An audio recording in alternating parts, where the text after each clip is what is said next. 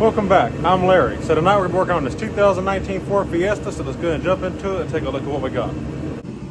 Alright, so if you ever start your vehicle up and it makes this noise, and then it goes off after a minute or so, like that, I'm going to show you how to get in there and replace that so we can eliminate that annoying popping noise.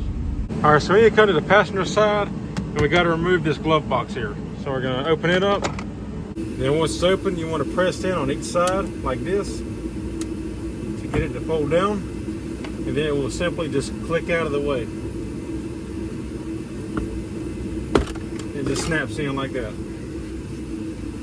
Alright, so then once you get that out of the way, there's this little actuator right here. This is a blend door motor. So this is what we got to replace.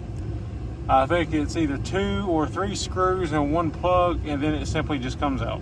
So the first thing is we're going to unplug the switch. You got to pull this red tab back.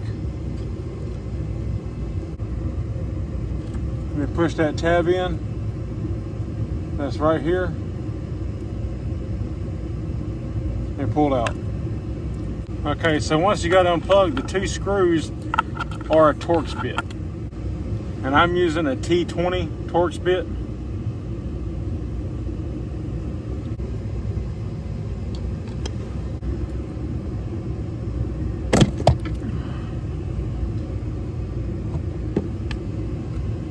Alright, so I apologize for the noise. I got my heater running. It's really cold where I'm at right now.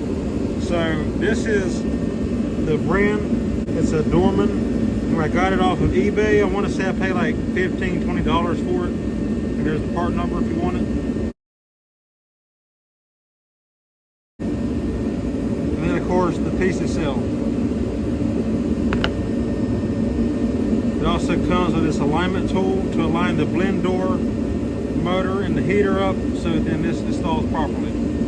Alright, so once the old one is out, you have to make sure that that sprocket is lined up with this gear in here. Now, if you look close, you can see how the teeth are. You got an open spot, so you have to make sure it's aligned. Now, luckily, the old one I pulled out was in the exact same position, so all I gotta do is just stick this one back in there.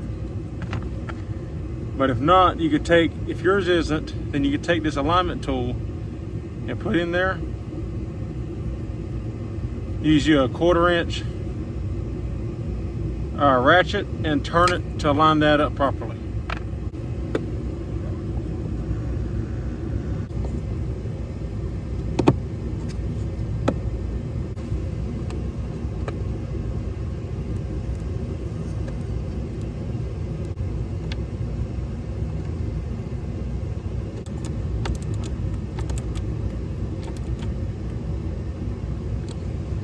Be sure not to over tighten those screws.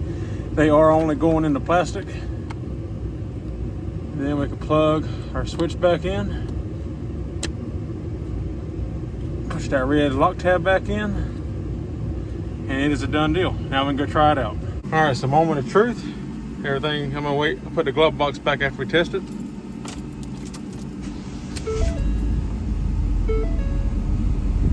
Beautiful. Everything is nice and quiet. We should be able to shift through the modes or positions and it not make any noise.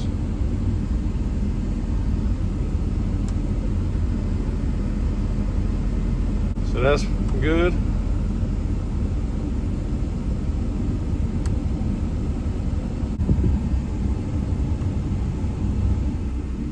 Turns off. Going to the floor. So perfect. And now that is a done deal. So we're good to go. All right, so now we can reassemble everything.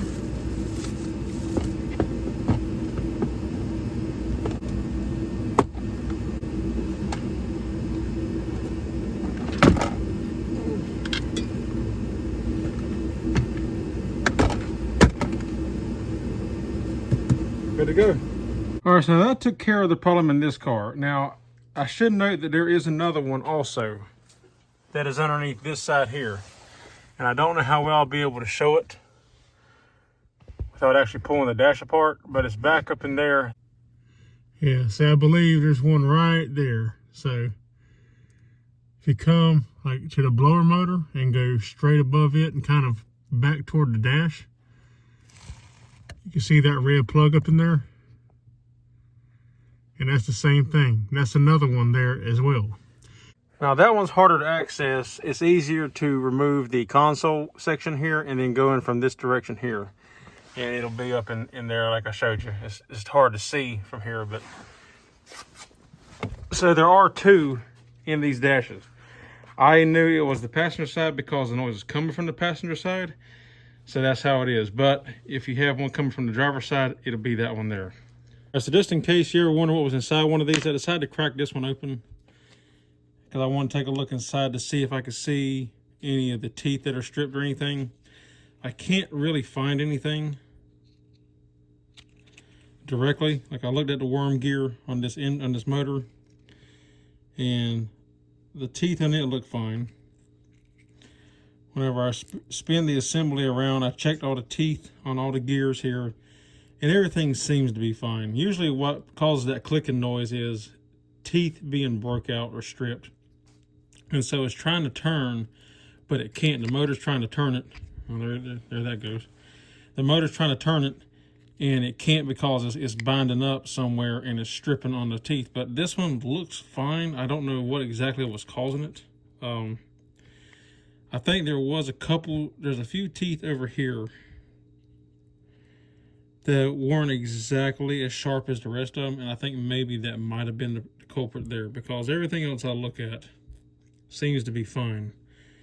It's like these teeth right here in this region are flat, and I think that was my original thought, and I think that still is the problem. These teeth are so tiny and they're plastic, and I think that the strain from it trying to turn that blend door motor and the torque that the motor's putting on it strips these tiny little plastic teeth out and causes it to strip. All right, well, that took care of that. I'm glad to have that done. It's a pretty quick, simple install. Like I said, it's a little cumbersome getting underneath the dash like that. It's kind of a tight fit to get underneath there, but it's only 2 screws, 1 plug, and it comes out. Just make sure you got that gear on the blend door clocked the right direction, which is what the alignment tool is for, and then it'll slide right up in place. If you like the video, give me a thumbs up. I'd appreciate it. If you're not subscribed, consider subscribing. If you have any questions, comments, or concerns, leave them in the drop box down below. And that's all there is for this one. So until next time, I'll see you on the next one. Take care.